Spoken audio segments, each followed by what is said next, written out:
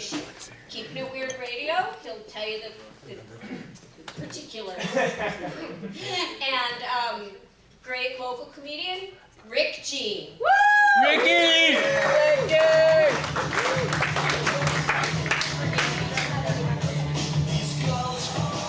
Suzanne West, give it up for her. Yeah.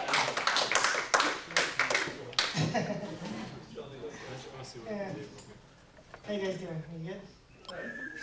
Wes Sample's birthday show. Yeah, when His birthday was last week. It was actually over a week ago. He's such a girl. This is my birthday month. We're celebrating all month long. 12 shows of Wes's birthday.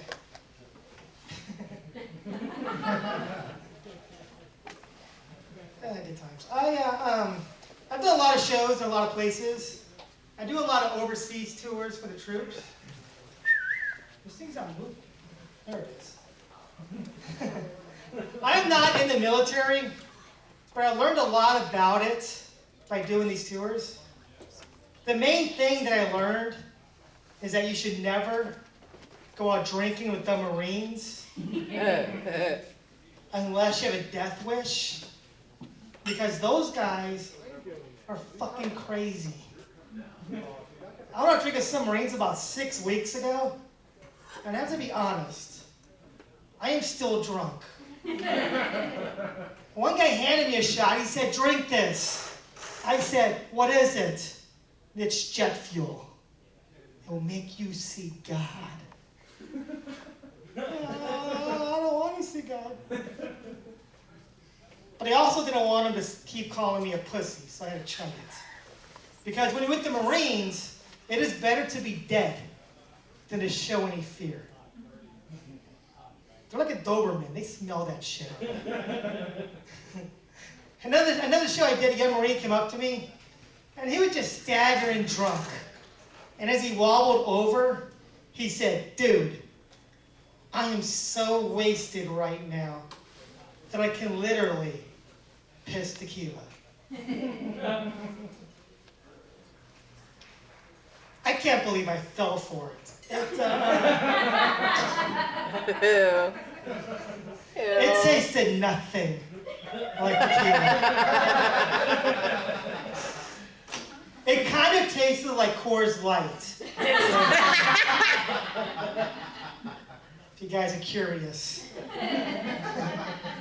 Want to play along with that joke.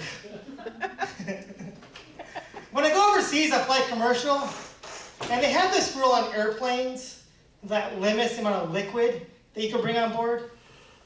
You guys know that, right? It's only 3 ounces or less. And a lot of people are bummed out. They're like, "Oh no, what are we going to do? I can't bring my Super Big Gulp or my shampoo. It's a travesty." But I'm the type of person to take a bad situation and I'll flip that around. I'll say, "Hey, how can I use this rule to make my life better? How can I take advantage of this?" And I thought about it for a while, and then I remembered that I have a whole bunch of cans of old paint and used motor oil that I can't get rid of. So I take all that shit to the airport. "What do you mean I can't bring my hazardous waste on board?" "Oh, you'll take it? Sweet. Well, I'll be back next week because I'm due for an oil change." I went surfing today. Thanks, on the internet, and I read an article that listed the greatest books in American literature. The greatest books in American literature. Now, what are some of the books somebody shout out that you think would be on this list? The Great Gatsby. The Great Gatsby. That's a great book. It was definitely on the list. Tale of Two Cities. Was not an American book. Tale of Two Cities is a great book, but it's written by an English guy. Never heard of Huckleberry it. Finn. Okay, the number one book, according to this website, the greatest books in American literature, was Moby Dick. Now, by round of applause, how many people here have read Moby Dick? Woo! You're lying. You're fucking lying. Nobody's read that book. Maybe the Wikipedia page, the Cliff Notes, maybe you saw the movie, I don't know. It is 900 pages about how to be a commercial fisherman. The damned whale, you know, the one the book is named after, doesn't even show up until the very end, like around page 875. That would be like watching all 6 Rocky movies in a row. Only they refilmed it. So Rocky's not even in it. You can see some guy training to fight Rocky for 17 hours and 45 minutes. It's like 8 hours showing the guy doing jumping jacks. 6 hours are spent just showing the guy lace up his gloves. All the while his trainer's saying, "Don't do it, you can't beat him. Remember the last time when he ate your leg? Don't do it." And after you watch this shit for 17 hours and 45 minutes, this guy gets his big chance. He gets his big chance, and he fights Rocky. And Rocky kills him. The end. That is the entire plot of Moby Dick. And people like to say, "Oh, you don't get it. It's all about symbolism and the metaphor." And I'm like, I think I get it. It's a book of a bunch of sailors looking around for a white sperm whale named Moby Dick. I think we all get the metaphor. I'm sure there are chapters in there that the editor had to cut out, where a bunch of shirtless sailors were taking showers going, "Look, I found him!" But they couldn't put that in the book because, you know, it was the 19th century. And gay erotica was frowned upon. And didn't sell well. Unlike today.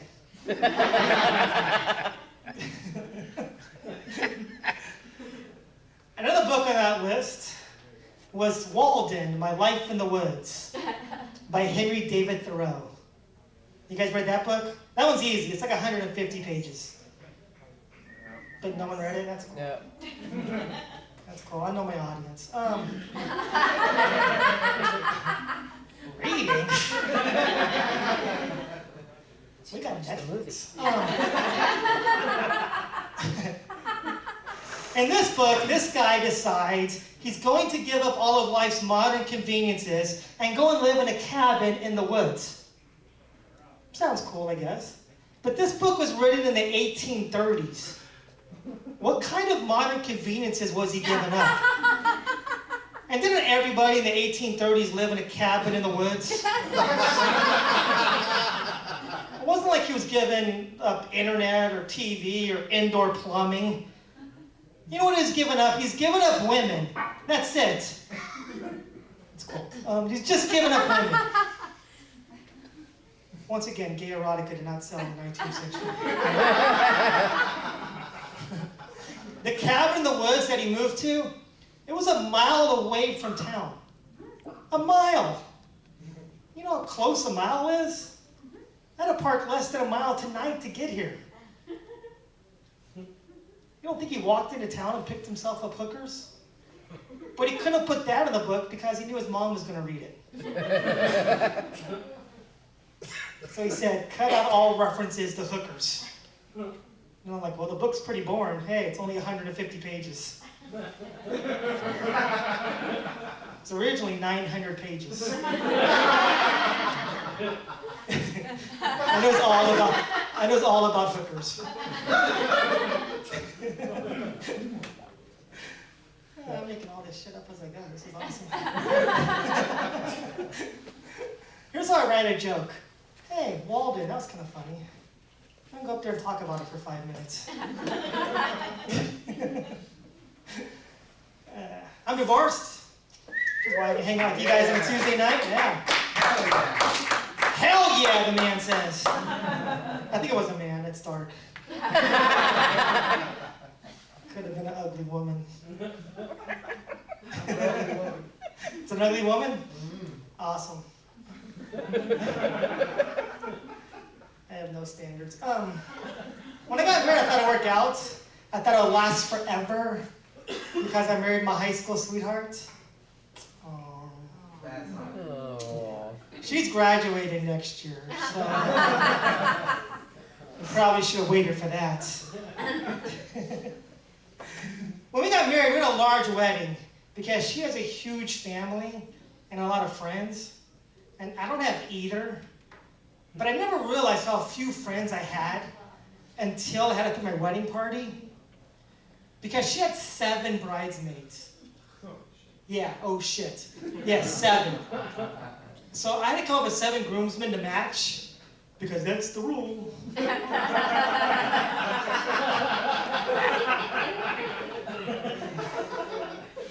I had everybody I know at my wedding party. Even my mom was a groomsman. And I was still 3 people short. I had to call Manpower Temp Agency and hire 3 friends. It's a really embarrassing phone call. Things change when you're married. Everything changes. I didn't think it would. I was like, no, nothing's going to change. Not for us. Because we're in love. It all changed. And I realized everything is different at Christmas time. It was shortly after we had just gotten married, and I gave my new wife a list of 3 things that I wanted. I said I wanted an iPod, the original Star Wars trilogy, and Madden Football for the Xbox 360. Now, if you tell that to your girlfriend, there's a good chance that you're going to get at least 2 of those 3 things.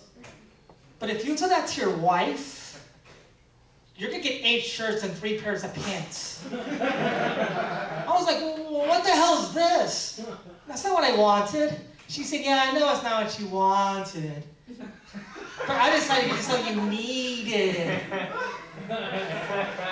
No, it's fucking Christmas. You're supposed to get me what I want. You can give me what I need next month, because I'll probably still need it.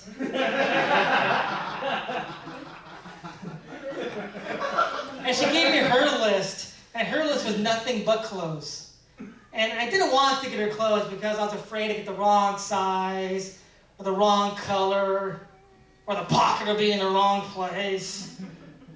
So instead what I did was I got her an iPod, the original Star Wars trilogy, and Madden Football for the Xbox 360. And I said, yeah, I know it's not what you wanted, but you need this.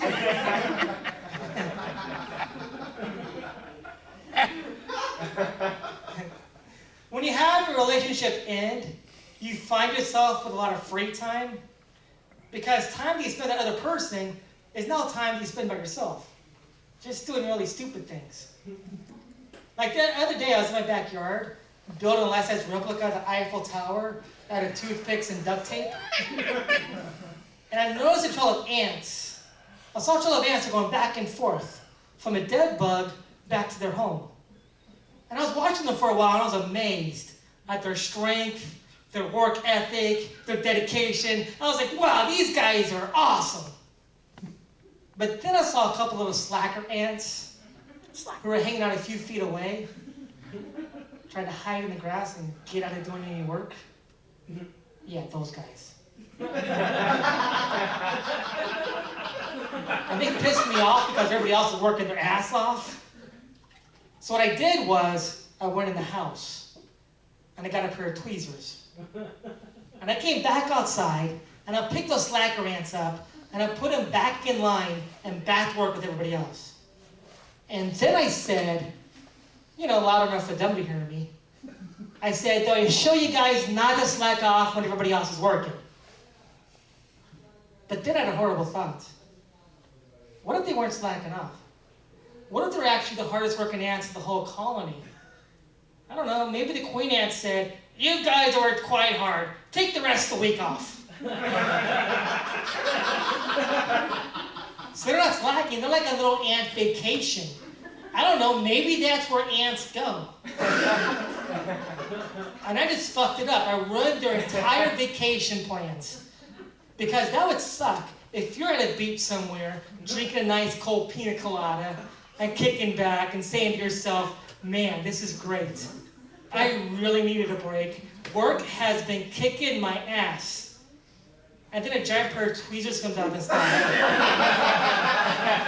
And picks you up and throws you back at your desk. That'll piss you off, right? So I wanted to find these guys, and I wanted to put them back on vacation. But I couldn't because all the black ants look the same. All the red ants look the same too, you racist bastard. So what I decided to do was take a couple of different ants on vacation. So I picked the first guy up, I put him on vacation. Then I picked the second guy up, and he bit me. Yeah, the little bastard bit me. And I shook him off because he startled me, and he did a couple flips, and he landed back in line with everybody else. And I wanted to get him, because you should never bite the hand of the guy holding the giant pair of tweezers trying to put you on vacation. Who does that? But I couldn't find him because it's all the same. So what I did was, I killed everybody.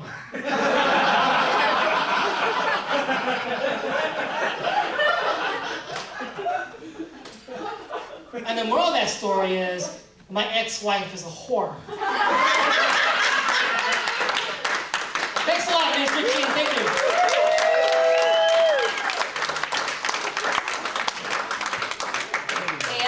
KIWradio.com, isn't that right, Rick? That is correct. That's how we find Keeping It Weird Radio. KIWradio.com. Rick G, put your hands together. Ricky!